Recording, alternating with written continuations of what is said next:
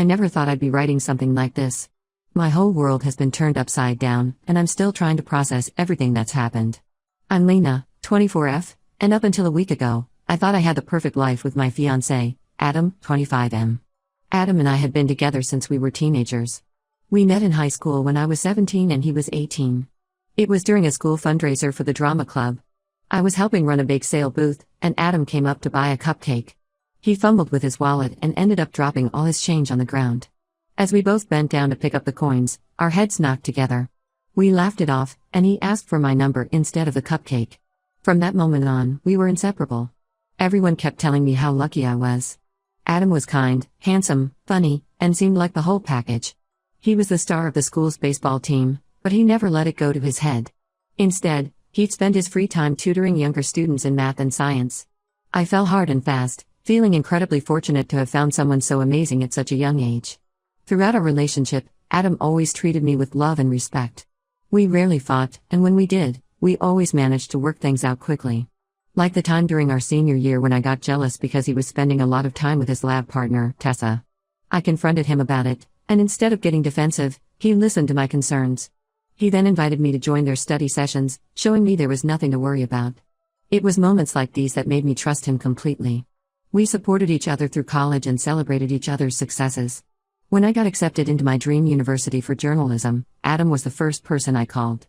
He showed up at my dorm an hour later with a bouquet of flowers and my favorite takeout food, even though his own college was 2 hours away. Similarly, when he landed a prestigious internship at a local engineering firm, I surprised him by organizing a small party with all our friends. After graduation, we moved in together and got engaged. Adam proposed during a weekend trip to the beach where we had our first vacation together as a couple. He recreated our first date, complete with the same flavor of ice cream we had shared and the cheesy playlist he had made for the car ride. As the sun set, he got down on one knee and asked me to spend the rest of our lives together. I said yes without hesitation, feeling like my life was falling perfectly into place.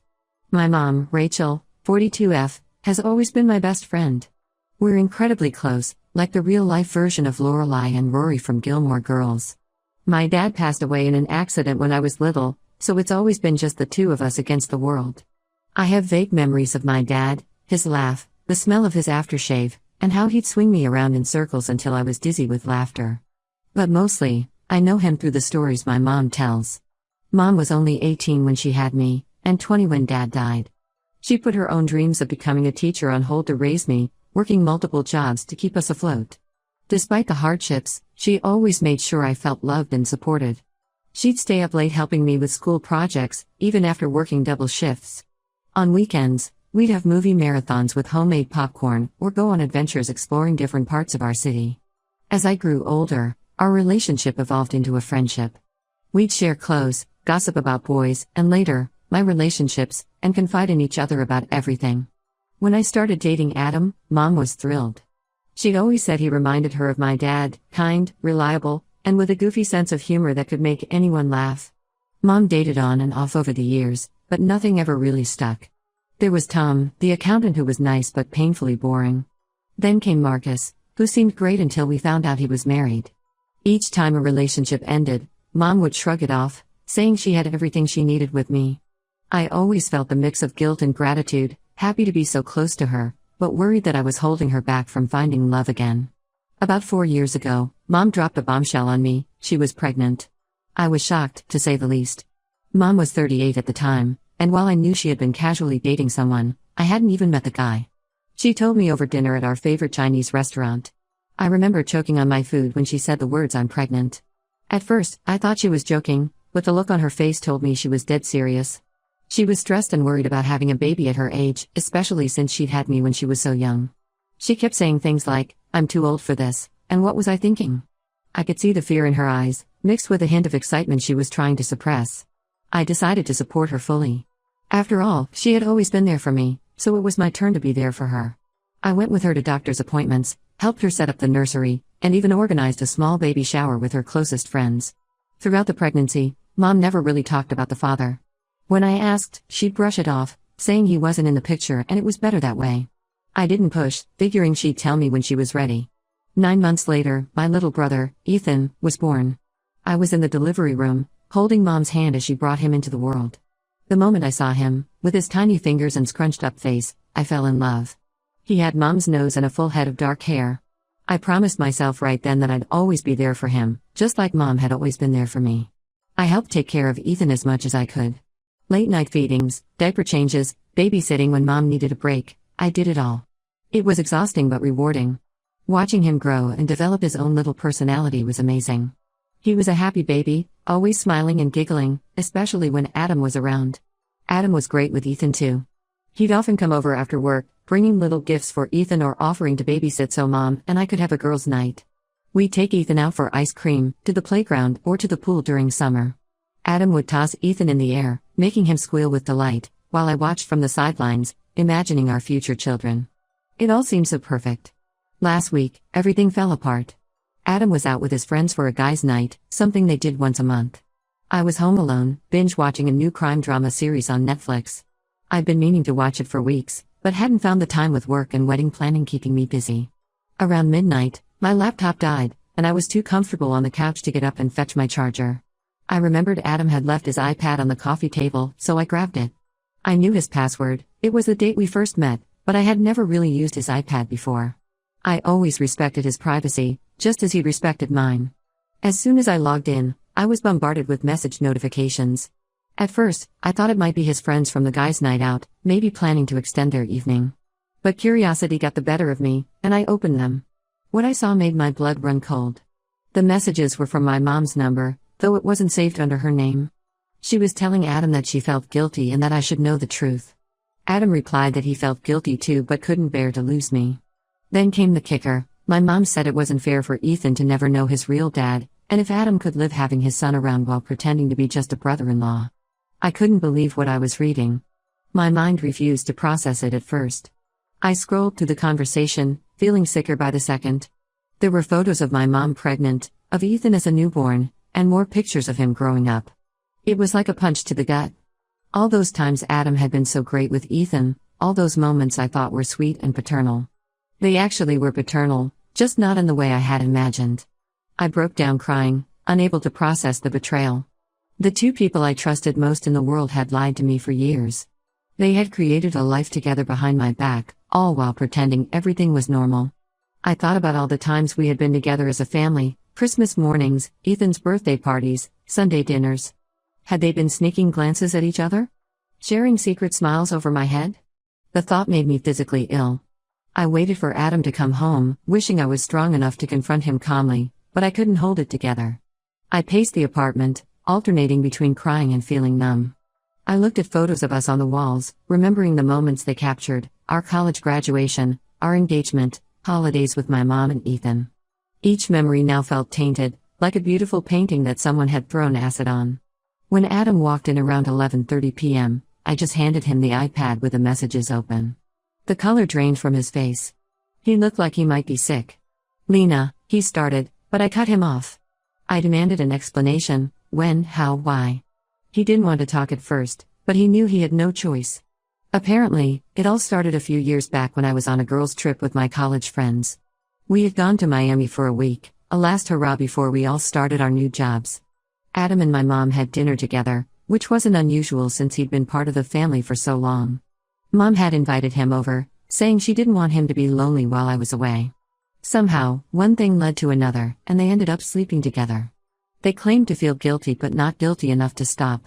They slept together 2 or 3 more times, using the excuse of meeting up to discuss how to tell me. When my mom got pregnant, they stopped the physical relationship but decided not to tell me. Adam said he loved me too much to lose me, and my mom didn't want to lose her daughter. I was disgusted. I broke off the engagement on the spot and told Adam to get out. I couldn't bear to look at him anymore. Each word he said, each excuse he made, just twisted the knife deeper. I took off my engagement ring, the ring I had once thought was a symbol of our love and commitment, and threw it at him. After Adam left, I called my mom. She answered sleepily, clearly having been woken up by the call. When I confronted her, she broke down crying, begging me to let her explain. But I didn't want to hear it. I told her never to speak to me again and hung up. I packed a bag and moved in with my best friend, Mia, 24F. She was confused and concerned when I showed up at her door in the middle of the night, but she didn't hesitate to take me in. I broke down and told her everything. She held me as I cried, promising that she'd help me get through this. I feel terrible for Ethan, I love him so much, but I can't be around him right now. Every time I think of him, I'm reminded of all the times Adam and I talked about having kids of our own someday. We've been planning our future since we were teenagers, and now I feel sick thinking about how I was unknowingly taking care of his child with someone else. I don't know what to do now. I've lost my fiancé, my mom, and in a way, my little brother. My whole future has been ripped away from me. The life I thought I was going to have, marrying Adam, starting a family, having my mom there to help and support us, it's all gone. How do I even begin to move forward from this? I'm angry, heartbroken, and feel so betrayed by the two people I trusted most in this world. Any advice would be appreciated because right now, I feel completely lost. Update 1, it's been a week since my last post, and I wanted to give you all an update on what's been happening. First, I want to thank everyone for their supportive comments and messages. I never expected such an outpouring of kindness from strangers on the internet, but it really has helped me get through this nightmare. The past week has been a blur of emotions. I've been staying with Mia, sleeping on her couch and trying to figure out what to do next. She's been amazing, making sure I eat and listening to me when I need to talk. But I know I can't stay here forever. I need to start rebuilding my life, as daunting as that seems right now. I went back to my apartment once, to get more of my things. Adam wasn't there, thankfully. It was surreal, packing up my life into boxes. I found myself staring at photos of us, wondering how he could smile so genuinely while keeping such a massive secret. I took down the photos, packed away the gifts he'd given me over the years, and tried not to break down as I did it. Work has been a welcome distraction. I threw myself into my job at the local newspaper, taking on extra assignments and staying late at the office. My coworkers have noticed something's off, but I haven't told them what happened. I'm not ready for the pitying looks and whispered conversations. As I feared, Adam tried to confront me near my office earlier this week. I was walking to my car after work when I spotted him lingering in the parking lot. Part of me wanted to run, but I decided it was better to face him and get it over with rather than live in constant fear of when he'd show up next. He asked if we could talk, and I agreed but refused to go somewhere private like a coffee shop. We ended up having our conversation right there in the street. It wasn't crowded, but it wasn't completely deserted either, which made me feel safer. Adam apologized profusely, saying I deserved better and that he still loves me. He looked terrible, dark circles under his eyes, his clothes wrinkled like he'd been sleeping in them. Part of me felt a sick satisfaction seeing him so miserable, while another part wanted to comfort him out of habit. I hated myself for that instinct. He said he'd understand if I never wanted to see him again, but if I was willing to give him another chance, he'd go to therapy, alone, with me, or both, and work hard to regain my trust. He talked about how we could work through this, how what we had was too special to throw away. Each word felt like a mockery of the relationship I thought we had. I told him it wasn't possible. There was too much damage done. How could I ever trust him again? How could I look at him without seeing the betrayal? How could I ever be intimate with him knowing he had been with my mother? The thought alone made me nauseous. He tried to explain why he did it, but honestly, I don't think he even knows himself. He rambled about feeling flattered by my mom's attention, about one moment of weakness spiraling out of control. I asked if he had cheated with anyone else before, and he said no. I'm not sure if I believe him, but he sounded sincere. When I asked why he didn't come clean sooner, he said he panicked after the first time and realized he could lose me. He claimed he was just taking it one day at a time, not thinking about the long-term consequences. It was hard to reconcile this image of Adam, someone who could make such selfish, short-sighted decisions, with a man I thought I knew. I asked if my mom had seduced him, part of me hoping there was some explanation that would make this easier to understand. But he said it was mutual, which made me want to throw up all over again. The image of them together, both actively choosing to betray me, was almost too much to bear. Then he dropped another bombshell: he's in the process of seeking partial custody of Ethan. Apparently, this whole mess pushed him to finally step up and be a father. He said he doesn't want to be with my mom, that it was just a stupid mistake. Sure, because sleeping with your fiancé's mother 4 or 5 times is just a random thing that happens. Adam told me he had informed his parents about everything the day before. They're upset but glad to start building a relationship with their grandson. I couldn't help but think about all the times I'd spent with his family, how they had welcomed me with open arms. Now they have a grandchild, but not me as a daughter-in-law. Another loss to add to the growing list. He asked me to still be part of Ethan's life, saying I'm important to the little boy. It felt like a guilt trip, and I hate to admit it worked a little. I thought about Ethan, how confused he must be about why his big sister suddenly disappeared. But I still don't think I can do it, At least not right now. How could I explain to a 3-year-old why I can't be around his mom and dad? I'm furious. Before, I was mostly depressed, but now I'm filled with rage. Adam gets to move on with his life. He'll have Ethan, his parents, and probably find someone new eventually. Meanwhile, I've lost everything. My family, my future, my trust in people, it's all gone. We parted ways on bad terms. I told him never to approach me again.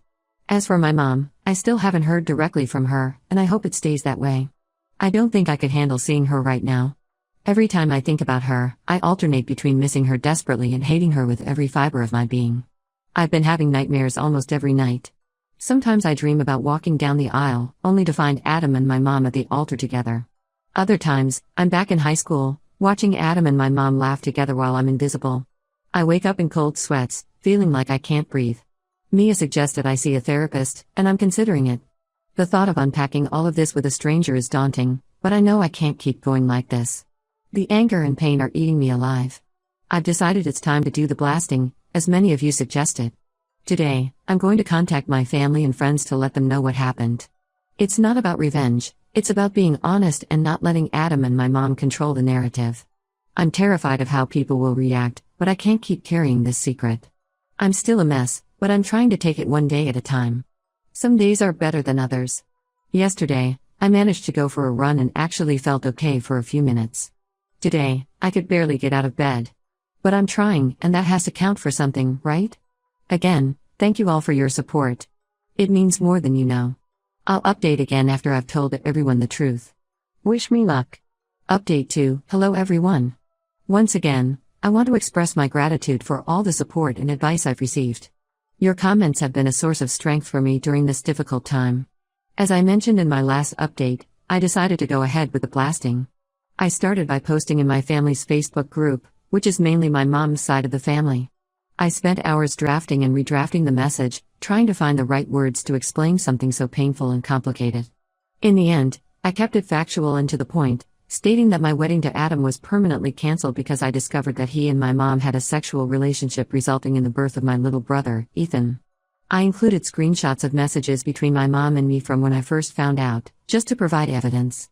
I knew some people might not believe me otherwise.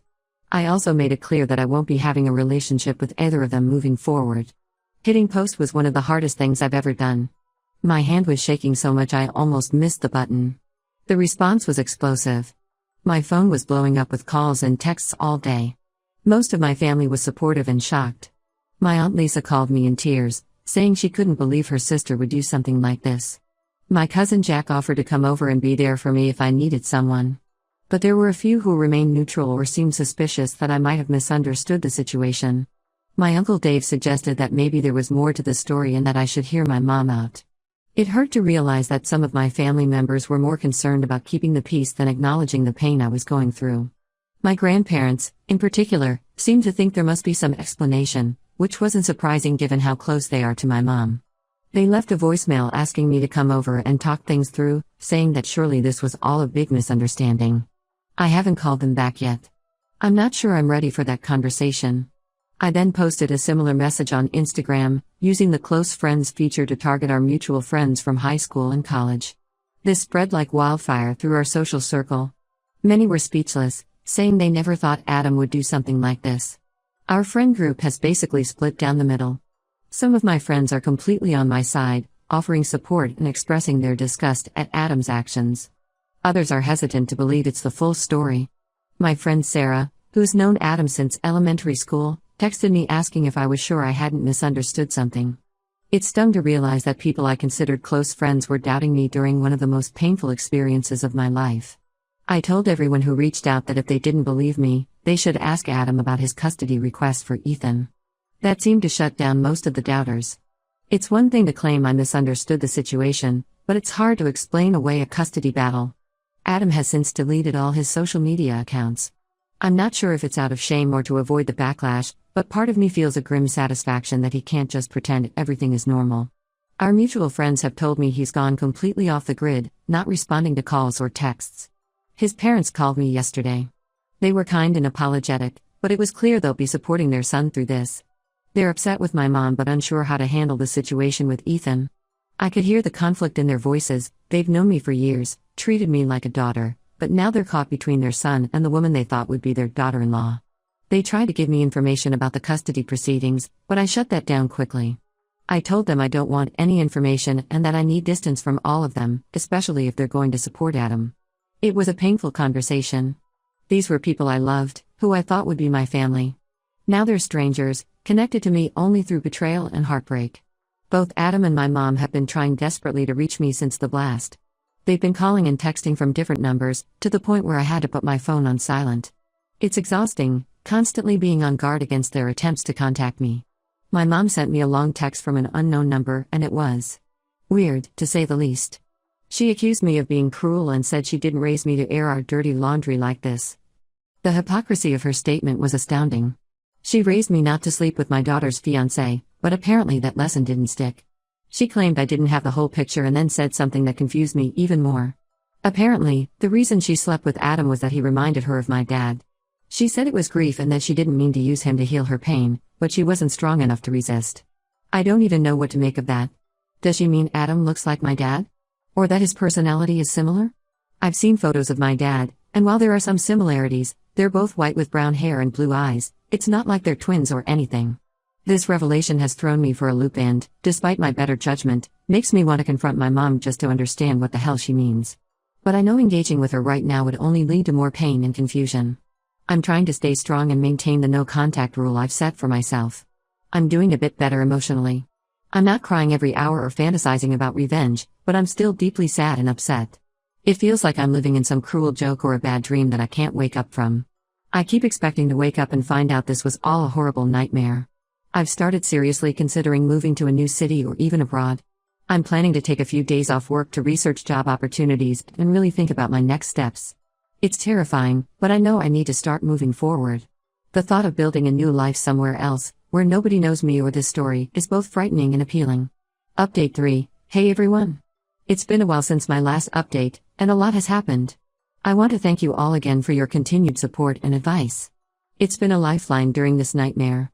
After my last post, I took those few days off work to really think about my future. I decided that staying in my current city wasn't an option. There were too many painful memories, and the risk of running into Adam or my mom was too high. I started applying for jobs in other cities and even looked into opportunities abroad. I'm happy to say that I've accepted a job offer in a city about 300 miles away. It's a step up in my career and comes with a significant pay increase, which will help me start fresh. I'll be working as a features editor for a respected online magazine. It's the kind of job I've always dreamed of, and under different circumstances, I'd be over the moon. As it is, I'm both excited and terrified about this new chapter in my life, but I know it's the right decision. Before I left, I had one final confrontation with my mom. I know many of you advised against it, but I felt I needed closure. We met in a public park, and I brought my cousin Alex, 26F, with me for support. Seeing my mom in person after everything that had happened was surreal. She looked older somehow, worn down. Part of me wanted to hug her out of habit, while another part wanted to scream at her. My mom tried to apologize, but it felt hollow. She kept insisting that I didn't understand the whole story and that her relationship with Adam wasn't as simple as I thought. She repeated what she said in her text about Adam reminding her of my dad, but when I pressed her for details, she became evasive. It was frustrating and only reinforced my decision to cut ties. I told her that regardless of her reasons, what she and Adam did was unforgivable. I explained that I was moving away and that I didn't want any contact from her or Adam in the future. She cried and begged me to reconsider, saying that Ethan needed his big sister, but I stood firm. It was hard, watching her break down like that, but I knew I had to prioritize my own healing. As for Ethan, that's been the hardest part of all this. I love that little boy so much, and the thought of not being in his life breaks my heart. But I know that staying in contact with him would mean having to deal with my mom and Adam, and I'm just not ready for that. Maybe someday, when he's older, I'll be able to explain everything to him. For now, I've written him a letter that I've asked my aunt to give him when he's old enough to understand. In it, I tried to explain how much I love him and that my leaving has nothing to do with him. Adam made one last attempt to contact me before I left. He sent a long email, again apologizing and asking for another chance. He said he started therapy and is working on becoming a better person. He also mentioned that he and my mom have agreed on a custody arrangement for Ethan. I didn't respond to the email, but I did forward it to my lawyer, just in case it becomes relevant in the future. I'm writing this from my new apartment in my new city. It's small and a bit empty right now, but it's mine, and it represents a fresh start. I've started therapy to help me process everything that's happened, and I'm slowly beginning to heal. It's a long road ahead, but for the first time in weeks, I feel a glimmer of hope. I know the road ahead won't be easy. I still have moments where the pain and betrayal feel overwhelming. But I'm taking it one day at a time, focusing on building a new life for myself. I'm trying to rediscover who I am outside of my relationship with Adam and my role as a daughter and sister. It's scary, but also liberating in a way I didn't expect. Thank you all for being there for me throughout this nightmare. Your support has meant more than you could ever know. I may not update again for a while, but please know that your kindness has helped me find the strength to move forward. Here's to new beginnings and healing.